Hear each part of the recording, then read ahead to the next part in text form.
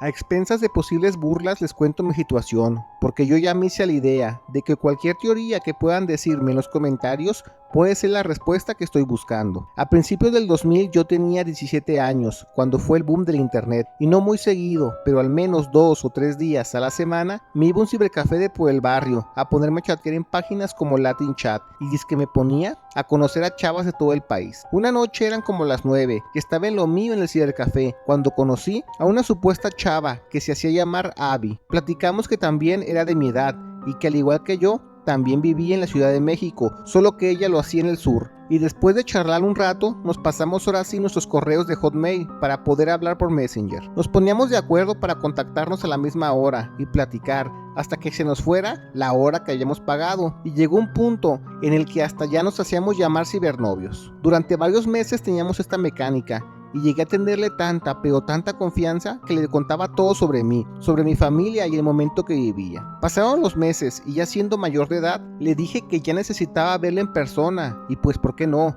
Llevarlo al siguiente nivel. Ahora sí, que nos ponemos de acuerdo y nos quedamos de ver en el Zócalo, en la mera hasta bandera para no batallar. Yo solo tenía en la cabeza esa fecha para ver a mi supuesta cibernovia, y para cuando al fin llegó el día, estaba yo ya muy arreglado y perfumado esperándola, a esta chica que solo la había visto por correos y fotos que me había enviado. Al verla se los juro que por lejos estaba mucho más guapa en persona. Yo no soy bien parecido, así que cuando la vi, solo podía pensar que me había sacado la lotería, pero igual entendía que si ella me miraba y no era lo que esperaba, yo la comprendía, pues la neta no estaba a su nivel. La chava me saludó, me abrazó y me tomó de la mano y nos fuimos a caminar por todo el centro de la ciudad para conocer. Como ya teníamos química para hablar, fue fácil pasarlo bien y se puso mejor cuando ya siendo de noche estábamos sentados en las bancas de la Alameda y nos besamos durante buen tiempo y una que otra cosilla más. Yo no daba crédito a lo que estaba viviendo, pues para ese punto yo jamás había tenido una novia formal, así que yo estaba más enamorado de ella imposible. Cuando terminó la cita, ella me dijo que las siguientes 3 semanas no se conectará porque se va de vacaciones. Yo lo entendí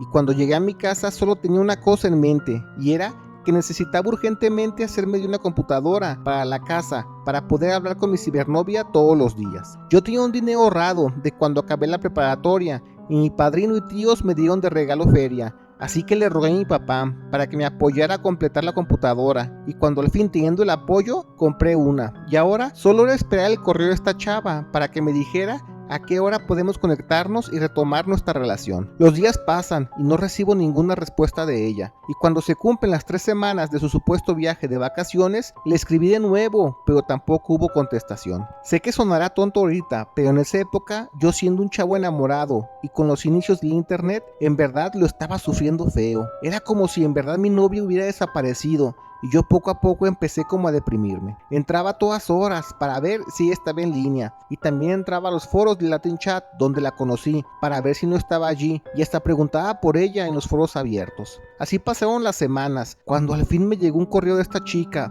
diciéndome que no se pudo comunicar conmigo antes porque tiene muchos problemas en su familia y que se tendrá que ir de Ciudad de México rumbo a California con unos tíos, pero que esa noche me espera a la 1 de la mañana para conectarnos y hablar todo eso.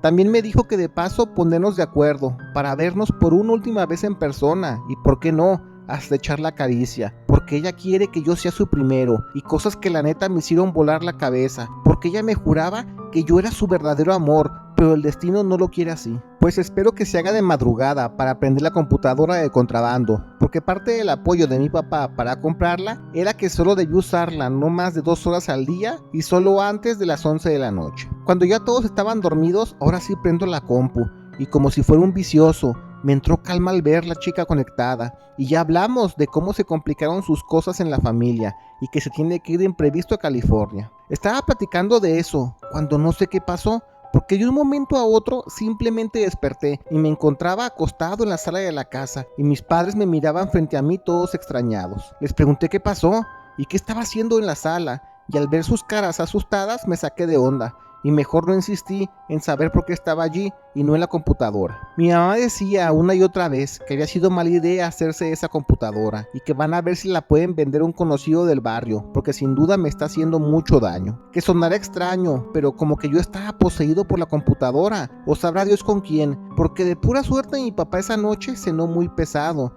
y para bajar la comida tomó mucha agua, cosa que lo hizo ir al baño de madrugada. Al pasar por mi cuarto y escuchar el ruido de la computadora prendida, se asomó para regañarme, y lo que encontró fue que yo estaba frente a la computadora, pero como si estuviera zombie, con la mirada perdida en el monitor, y por más que trató de despertarme, me movía de los hombros y de la cabeza, yo no respondía. Estaba como oído y no respondía nada, y checando qué estaba mirando era la charla que tenía con esta chava. Mi papá dice que no le importó husmear con quién hablaba, y era como una hora de charla donde yo le daba toda la información de mi persona a esta chica. Todo se lo contestaba, muy puntual y con muchos detalles, a preguntas que iban sobre fechas de nacimiento de mi familia, dónde trabajaban ellos o dónde tengo familiares, cosas sobre mis gustos personales, como qué comidas me gustan, cuáles no, si tengo cicatrices o cómo se llaman mis amigos, mis vecinos o mis conocidos de la escuela. Hagan de cuenta que me sacaron toda la información posible que estuviera en mi cabeza, y para finalizar la charla habíamos quedado supuestamente en vernos ese mismo sábado en una plaza por el centro de la ciudad, con la intención de ahora sí irnos a pecar a un motel, pues esta sería la última vez que podíamos vernos en persona y posiblemente hasta hablar por internet, pues ella perderá contacto con todo su pasado que tuvo viviendo aquí en la capital. Yo se los juro que no recordaba absolutamente nada de eso. Según yo, lo último que hablé con ella era que estaba muy triste por lo de nosotros, y ahora, con un montón de sentimientos encontrados, ya no supe qué pensar de ella. Mi papá al ver la charla se quedó muy asustado y apagó la computadora. Me prohibió por completo quedarme de ver con esa chica, pero yo qué les puedo decir, yo estaba morro y estaba bien enamorado, así que me negué a ver lo extraño de la situación, y cuando llegó la fecha me fui a verla de contrabando. Cuando la vio por segunda vez en persona, se los juro que no podía pensar en otra cosa que en lo guapa que se me hacía, y al vernos ni me dijo hola, simplemente me besó y sin hablar mucho me empezó a jalar diciendo que tiene el tiempo encima, pues ya no tarda en irse, y apurándome me encaminó para irnos con prisa a un hotel de la zona del centro. Yo estaba muy nervioso, pero por el acto de hacerlo por primera vez y no por la situación extraña que viví días atrás en la computadora. Cuando llegamos al lobby del hotel, pues yo pensé que teníamos que pagar la entrada y que nos dieran las llaves, pero nos metimos como si estuviéramos Juan por su casa, como si ya ella tuviera todo listo, pero ni siquiera llegamos al cuarto, pues gracias a Dios mi papá ya estaba dentro de un pasillo esperándome junto a un policía. Al ver la situación, esta chava no sé cómo le hizo, pero aventó a mi papá con su brazo y fácil lo arrojó más de 3 metros. El policía se puso atento y le pegó un grito a la chica diciéndole que se calmara, pero ella corrió a toda velocidad y salió perdiéndose entre la multitud del centro. Mi papá no me dijo nada en ese momento, me lo guardó para el final, pero ya con el apoyo de la gente del hotel, nos dijeron que el cuarto lo había pagado un señor y esa chica. El policía les dijo que abrieran el cuarto, que rentaban, pues esto parece un caso de privación de la libertad hacia mi persona. Y mi papá nos dice que dentro solo había ropa de joven, similar a la mía, a la que yo usaba. Y aparte, un cuaderno engargolado, tan grueso como una enciclopedia. Y dentro era pura información sobre mí. Allí fue que mi papá entendió que yo, durante mucho tiempo que hablé con esta chica en la computadora, yo le daba toda mi información, seguramente cuando me hacía esto de meterme en trance, y yo ni en cuenta, pues seguramente me dejaba una falsa idea de que habíamos hablado y estábamos enamorados. Sonará extraño, pero me querían usurpar. No sé por qué, pero en mi casa siempre nos quedamos con esa idea. En aquellas épocas no existía eso de la policía cibernética, así que cuando metimos la denuncia, pues no procedió y se perdió por desestimado de mi papá. Y ese cuaderno con información se quedó como evidencia y creo que también se perdió, o sigue allí con los policías, la verdad no lo sé. De eso pues ya son 2 décadas, y aunque mi papá cada que me ve en el celular me dice que me ponga trucha con quién hablo, obvio lo hice de broma porque ya soy un adulto, pero pues mi caso es de esos que a más lo piensas, más teorías puedes tener, y aunque en mi casa creen que me querían usurpar, a mí lo que me da más duda es qué tipo de ser era esa chica que me traía enamorado. Podría ser un fantasma, un extraterrestre, un ser dimensional, la verdad no lo sé, pero ahora sí que si ustedes saben, escríbanlo, yo soy todo oídos.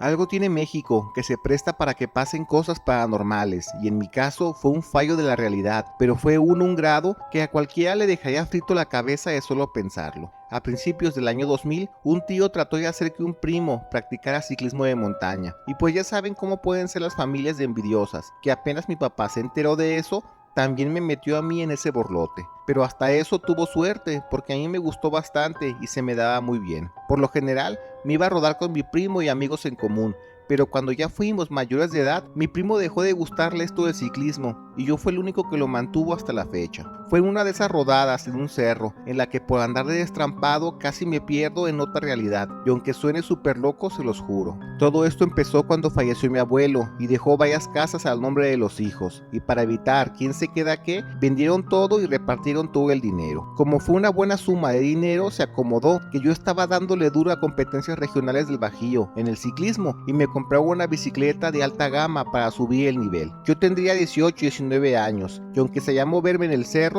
sí de repente me norteaba de vez en cuando, pero por lo emocionado que me encontraba por la bicicleta nueva, me fui a otra ruta que está al norte de la ciudad, de la cual ya me habían dicho que solo era para gente que en verdad les sabía macizo al ciclismo, y sin nadie que me acompañara, le mentí a mis padres y les dije que iría a la ruta de siempre entrenar, pero ¿cuál? Me fui a esta que les comento, para ahora sí calarme bien, con nueva bicicleta para ver si ya tenía suficiente nivel. Al llegar vi que había mucho sendero trazado y pues a darle. Empecé muy bien y recuerdo que ese día pensaba que la suerte estaba de mi lado, porque estaba nublado, sin nada de sol que me calara. Con buen ritmo y buena condición me confié y empecé a darle, al grado que según yo sabía dónde me ubicaba, y todo por querer sacarle jugo a la bicicleta. Ya como después de una hora de seguir senderos bien norteado, ahora sí me perdí para mal. Al principio no me asusté, porque eso pasa muy seguido, que al dar la vuelta en una brecha equivocada te pierdes, pero haciendo lo mismo, siguiendo las mismas brechas, sales siempre a algún lugar. Vi una loma con una brecha marcada y la trepé, esperando ver desde lo alto de esa loma donde me encontraba, y se los juro que no era una subidita mayor a 40 metros de distancia aproximadamente. Ya estando arriba fue todo muy raro, pues ahora no sé cómo explicarlo, pero llegué a la copa del cerro, a un tipo mirador, y pareciera que estaba en una montaña tan grande y tan lejana de la sociedad que mirando para todos lados de los horizontes no se veía absolutamente nada más que puros cerros. Me asusté al ver la inmensidad de las cosas, pues estaba literal en medio de la nada, y aunque sí pensé que lo mejor estaba deshidratado y estaba teniendo incluso visiones, yo sabía que no era así. Era imposible que haya rodado tanto en mi bicicleta, y ya fue que me empezó a dar un ataque de pánico, porque empecé a mal viajarme, de que si me gana la noche allí, no la voy a librar, con tanto animal que vive en la sierra. Quizás era muy temprano para pensar eso, pues apenas eran las 9 de la mañana, pero pues ya no podría saberlo, pues mi reloj y el velocímetro de la bicicleta, que eran digitales, se habían quedado congelados por completo. Yo ya estaba pensando lo peor, pero fue cuando a kilómetros, en una loma grande y con una subida bastante empinada, había una persona con un espejo que me estaba reflectando la luz para llamar mi atención. Tratando de ver quién era, le puse atención y vi que era un chamaquito de primaria, no mayor a 12-13 años, y lo primero que pensé fue que si el chamaco anda por la zona es porque hay adultos cerca, y para mí eso bastaba y sobraba para más o menos encontrar un poco de tranquilidad. Me les iba a acoplar, y no hay bronca que se fueran hasta la noche de acabar su jale, o lo que sea que estuvieran haciendo. Yo me esperaba, así que no me quedó de otra.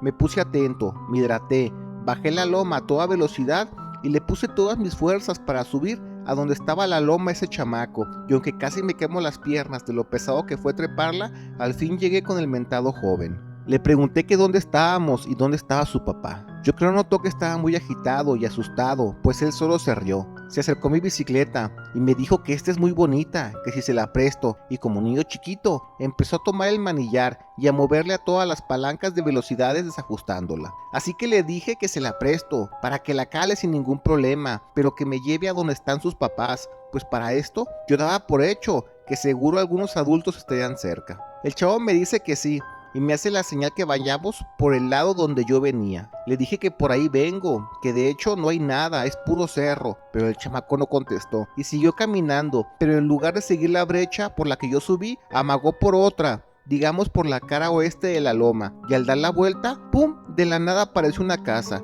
Yo no la había visto en ningún momento. Yo sabía que también seguir un chamaco extraño en medio de la nada era peligroso, pero pues ¿qué más podía hacer? Para mí ya todo esto era muy loco. Al llegar a su casa, me entró el corazón al cuerpo cuando vi a una señora grande de edad que estaba torteando en un fogón, y cuando me vio me dijo que dejara la bicicleta afuera junto a mis zapatillas, porque le voy a meter tierra a la casa y recién la acababa de barrer y aventar agua. Lo hice, y ni tarde ni perezoso, el niño agarró la bicicleta que le quedaba grande y se puso a rodar por la zona. La señora me dijo que no me preocupara y ya adentro me ofreció café, en lo que me preparaba algo para comer. Yo, por miedo que sentía, le dije que no era necesario, no tenía hambre, la más mínima, pero la señora me dijo que no sea menso y que coma, pues al rato seguramente lo voy a necesitar. Yo mejor le cambié el tema, pues lo que menos me importaba era comer, pero en ese momento le pregunté que cómo llego a la salida de la carretera, pues ando bien perdido. La señora me dijo que es fácil y salimos de su casa, y se los juro por Dios que ya todo el alrededor era completamente diferente. Era como que si a los metros que avanzara estuviera en otra zona montañosa, sabrá Dios dónde, y ya la señora me apuntó que en ese cerro es el que tengo que subir y al bajarlo llegaré al camino que me metió a este lugar. Yo al ver el cerro le dije que era imposible que lo suba, pues con solo ver la altimetría era brutal, y aunque en esas épocas yo estaba en mi mejor condición y tenía piernas para hacerlo, yo sabía que sería una buena friega, de esas que acabas molido de las piernas y pasas en cama días por el desgaste muscular. Pues poco a poco el miedo me invadió y no quedó de otra y me solté a llorar. La señora, como lo haría cualquier abuela, me dijo que no sea llorón y me ponga a comer, pues a más rápido subo ese cerro, llegaré a mi casa, porque si me gana la noche sabrá Dios cuándo me pueda ir. Yo como que me estaba mal viajando, incluso hasta llegué a pensar que lo mejor, haciendo descensos en la montaña, me caí y me dio un buen golpe en la cabeza que hasta perdí la vida, y esto era como un purgatorio. Pero ya la señora me decía que para qué me miente, pues ella tampoco sabe qué es lo que pasa aquí, pero varias personas, seguido llega gente perdida a esta loma, no siempre en bicicleta, la mayoría es gente que anda caminando, y por eso su nieto se emociona al ver las bicicletas, le llaman mucho la atención. Ya la abuela me preguntó que de dónde soy, y cuando le dije el estado y la ciudad, me comentó que soy el primero que llega de ese lugar. La mayoría suelen ser de Guadalajara o de Sinaloa, incluso hasta de Chiapas. Ella me dijo su estado, pero la neta mentiría si me acuerdo cuál me dijo, pues yo estaba muy asustado. Total que me calmé, tomé el café, llené mis ánforas, me comí 2 tacos de queso que la señora me dio y yo ya estaba listo. Ella misma me acompañó y me dijo que me quería mostrar algo para que notara que no estoy loco. Algo muy raro, pero ellos ya están acostumbrados. Nos fuimos a espaldas de su casa y se veía que de la nada apareció un pueblo abajo, pero si me iba al otro costado de esa loma, el pueblo desaparecía y se veían ahora más cerros.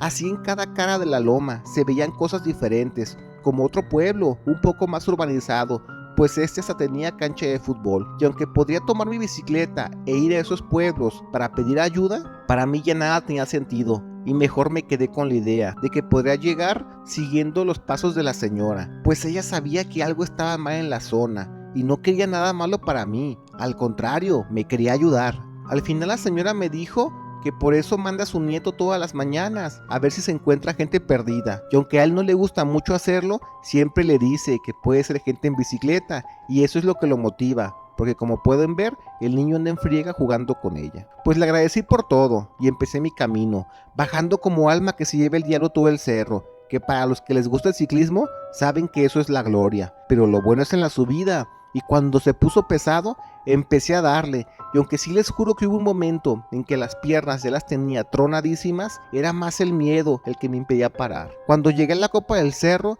ya tenía el corazón a punto de reventar, pero lo logré. De ahí me acosté a descansar levantando las piernas. Después de 15-20 minutos, escuché silbatazos y al asomarme, ya vi que eran 4 personas rodando y uno era el guía de ruta. Les empecé a gritar y con mi último esfuerzo bajé el tramo y les pregunté asustado que dónde estábamos y qué hora es. Ellos me vieron como si estuviera desvariando por la deshidratación, pues preguntaba la hora, a pesar de que yo tenía mi reloj en mano, y mejor trataron de calmarme para que me relajara, pues a sus ojos yo me veía muy mal. Cuando me dijeron que era mi ciudad y la hora correcta, ya vi mi reloj que estaba funcionando y empecé a llorar, pero ahora de felicidad, y me desplomé allí mero. Ellos eran un señor que era como el coach y 3 personas que, viendo sus bicicletas por el costo, era gente que seguramente entrenaba para un evento y les sabía bastante a esto, y para no perder su ritmo me dijeron que me quede en una sombrita y que descanse, y cuando ellos bajen el cerro me ayudan, y eso hicimos. 40-50 minutos después ellos llegaron,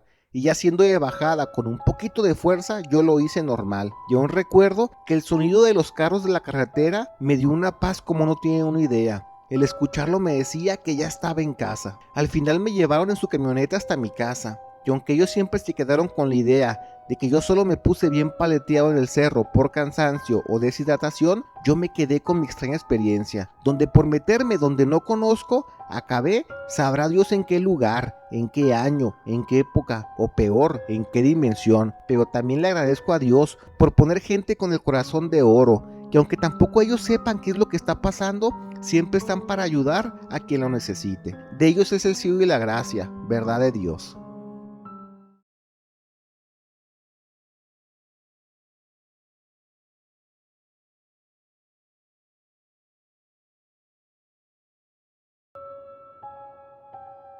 Les hago pública mi historia, para que todos aquellos que sienten que algo más allá de este mundo les está llamando, le hagan caso a su intuición, pues el corazón no se equivoca. El llamado llegó a mí cuando apenas tenía 12 años, y por motivos laborales y maritales de mis padres, ellos me enviaron a un internado en España, todo el periodo que responde a la primaria y secundaria. Fueron buenas épocas, e hice buenos amigos jugando fútbol a todo momento, o yendo de fin de semana a las playas, y aunque era una vida acomodada, algo en mí no se sentía cómodo, pues este sentimiento de no pertenecer a ninguna parte siempre estuvo latente en mí. En el colegio nos pusieron a escoger literatura épica fantástica, y yo escogí leer la saga del Señor de los Anillos, la cual tenía años queriéndole empezar, pero nomás no lo hacía. Después de atraparme en la lectura, cuando llegué a la parte donde los elfos están dejando la Tierra Media, porque su tiempo allí terminó y ahora se van a Valinor, o como ellos lo llaman, tierras imperecederas, no sé por qué, pero yo empecé a llorar, no tenía una explicación alguna. Poco a poco se me empezó a meter la idea a la cabeza de que había un lugar mucho más allá de la tierra para mí, y fue de esa manera en que mi forma de ver el mundo cambió. Fue para mal al principio, pues todo a mi alrededor ya me sabía poco, y durante los estudios básicos hasta los superiores, que fueron en su mayoría en España, gran parte del tiempo me lo pasaba leyendo, solo, investigando sobre realismo mágico, ciencia ficción, para alimentar mi sed de saber qué hay más allá de lo que conocemos. Mi camino me llevó incluso a seminarios religiosos, pues ellos me comentaban que el mundo que busco seguramente es el descanso eterno, muy narrado en los católicos. El tiempo pasó, y ya a mediados de mis 20 regresé a México y fingí tener una vida normal. Una tarde, en un coloquio que hizo el UNAM sobre literatura de ciencia ficción, conocí un ponente que venía de Argentina, y algo tenían sus frases, su forma de expresarse, que me decían que él estaba sufriendo lo mismo que yo, y después de hablar con él un rato lo confirmé. Él también desde joven empezó a idear que hay un lugar que lo está llamando, pero para él todo esto empezó a sentirlo con la literatura de Julio Verne, con el libro de Viaje al centro de la Tierra. Y al final, encontrando a alguien con el mismo sentimiento de que no se encuentra en ningún lugar, empezamos a unir nuestros conocimientos, y nos tomó 4 años hasta que encontramos algo muy peculiar en Bolivia, algo similar a una creencia sobre unas puertas de un mundo mágico que se abren solamente en las montañas y solamente a ciertas personas. Como nunca fui apegado a mis padres, de hecho, en los últimos años de vida los había visto solo un par de semanas al año, me fue fácil dejar la vida acomodada y embarqué mi búsqueda de algo que aún no conocía. En ese viaje vi cosas que solamente alentaban más mi búsqueda de mi destino, pues fueron muchas situaciones que me hacían creer que no estamos solos en el universo. Como la vez cuando pasamos unos días en Chiapas y al perdernos en la selva, unas luces como esferas de neón nos guiaron a la comunidad más cercana, donde la gente de allí nos dijo que seguro nosotros somos especiales, pues esas luces hacen todo lo contrario. Primero, hipnotizan a la gente y los hacen perderse en la jungla hasta que se desvanecen por deshidratación, y así acaban siendo presa fácil para los animales salvajes que habitan en la zona. En Colombia y Ecuador conocimos maestros chamanes, curanderos, incluso hasta jefes videntes de mucho respeto, y al platicar con ellos o haciendo sus actividades o tradiciones milenarias, veíamos en ellos cosas inimaginables, pero lo más recurrente era que llegábamos a un lugar en las montañas, donde el frío y el cansancio eran tan intensos que nos costaba casi la vida llegar ahí, pero al final de cuentas fue allí donde encontramos nuestro destino. Mi compañero de aventura y yo estábamos cada vez más cerca de nuestro final, y no negaré que en ese trayecto, que fueron 2 años largos, fue una completa travesía. Estuvimos presos en Guatemala semanas, hasta que pudimos arreglar nuestra situación migratoria, y ese tiempo, lo admito, fue de mucho dolor. En la frontera de Ecuador, mi compañero se enfermó por un tipo de intoxicación por la comida, y estuvo 2 meses en recuperación. Yo también casi pierdo la vida en Perú, porque al querer bajar una planicie me deslicé en una montaña, y me lastimé el brazo, y gran parte del trayecto lo hice con un yeso en la mano. Cuando al fin llegamos a Bolivia, Estuvimos viviendo en las zonas altas, buscando trabajo para pasar el tiempo y sobrevivir, y de paso esperábamos ya al fin ver una señal. Estuvimos más de un año viviendo allí, cuando una noche vimos una luz muy diferente a las demás, arriba, en la noche estrellada. Tanto mi compañero como yo sabíamos que eso era algo más, y aunque ya teníamos bastante dominio para subir montañas tipo alpinismo, fue un verdadero milagro que hayamos llegado a la punta de aquella montaña. La comunidad más cercana a esa montaña nos decía que era una locura lo que queríamos hacer, pero hasta eso nos apoyaron bastante, con suministros y hartas hojas de las peligrosas. Subimos y al acampar en la cima, la altitud nos estaba pegando muy feo. Las hojas que nos dieron son con las que se hace el vicio, y solo mascándolas pudimos contrarrestar los mareos, el hambre o incluso la sed. Y después de 3 días largos, donde incluso ambos pensamos que perderíamos la vida, vimos nuestra señal. Para nuestro consuelo, esto que vimos era como una realidad alterada, y empezó a malformarse. Era como si hubiera una grieta, pues mi compañero aventó una piedra y esta piedra desapareció, como si hubiera pasado a otra dimensión. Estábamos muy felices por haber encontrado el llamado que tanto buscábamos, y el primero en pasar fue mi compañero. Yo tuve un ligero bajón moral y me empezó a dar miedo la situación, pues a final de cuentas era un verdadero salto de fe, pero al final lo hice. Al entrar sentí mucho feo y dejé de respirar. No sé si fueron segundos, horas o días, pero después desperté en una tierra tan hermosa que con solo respirar su aire y pisar su suelo me hacía sentir mucha paz. Eran unas lomas de pasto color amarillo, casi rojizo, y el cielo era un juego de luces tornasol, que la calma que te generaba el solo verlas te podía curar cualquier estrés, jaqueca, o sonará muy poético de mi parte, pero hasta todo el odio que había en ti. La silueta de un ser se miraba en el horizonte, y al verlo cada vez más cerca, su forma cambió a un ser de luz, como de manera humana, pero este irradiaba un calor desde su centro. Yo no sabía si era un ángel o un extraterrestre, pues la verdad ya nada me sorprendió, y como les decía, algo tenía ese lugar donde el miedo no existía. El ser me miró, o bueno, eso quiero creer, me ayudó a incorporarme, y con su extremidad me tocó la frente para hablarme. Él me dijo que mi tiempo allí aún no es, y seguido a eso, un torrente de aire me invadió el cuerpo, y como si todo hubiera sido un sueño, desperté donde mismo, en la copa de la montaña. Mi compañero ya no estaba allí, y me dio gusto saberlo, porque al menos él estaba más aventajado en su viaje, y por lo que veo, fue bienvenido a la tierra que tanto buscábamos. A pesar que yo estaba muy cansado, antes de tener el contacto, al regresar en mí ya me sentía mucho mejor, y ahora fue el inicio de regreso a mi casa y a mi país, y a esperar que de nuevo el llamado regresara a mí. Dejé que las cosas fluyeran, y mira cómo es el tiempo que se va volando, porque el siguiente año conocí a la madre de mi hijo,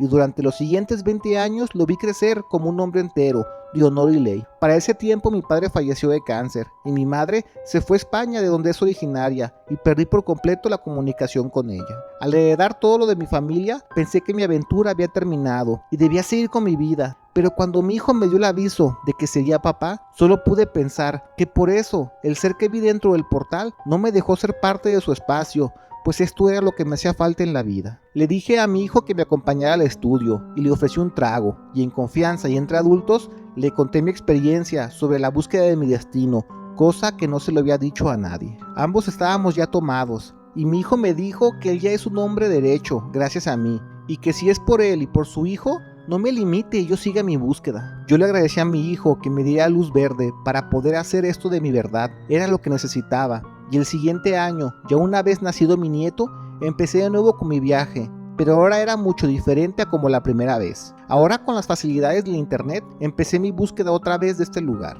Hice el viaje a Bolivia otra vez, pero no volví a ver señales sobre aquel portal.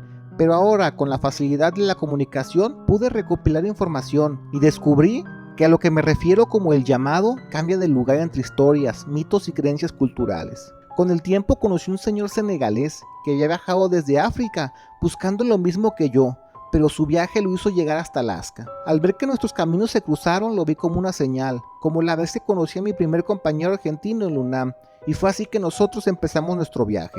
Con un poco de experiencia me preparé, y un año después me tocó vivir las inclemencias del clima de Alaska, que iban desde ventiscas que duraban semanas hasta fríos que tapizaban nuestra cabaña de nieve, al punto un par de veces de que casi perdemos la vida por hipotermia. Mi compañero senegalés fue quien más le sufrió todo ese momento por el frío, pues estos climas eran nuevos para él, y cuando sentimos que ya todo estaba perdido, fue cuando vimos la misma luz, aquella que en Bolivia nos guió. Al seguirla, nos llevó a una zona boscosa, donde no hay senderos, y sabíamos que estaba tapizado de osos y lobos al por mayor, pero pudo más nuestras ganas de llegar ahora sí a nuestro destino. Vimos la misma grieta y logramos pasar los dos. Ya tengo más de 70 años viviendo en este paraíso, que a mi entender es otro planeta. La gente de luz que nos acogió y nos brinda su hogar, lo hacen a cambio de pequeñas ayudas, como la interpretación cultural a través del tiempo en el espacio. Y de primera mano les puedo decir que no somos los únicos seres vivos en el universo, pero en general,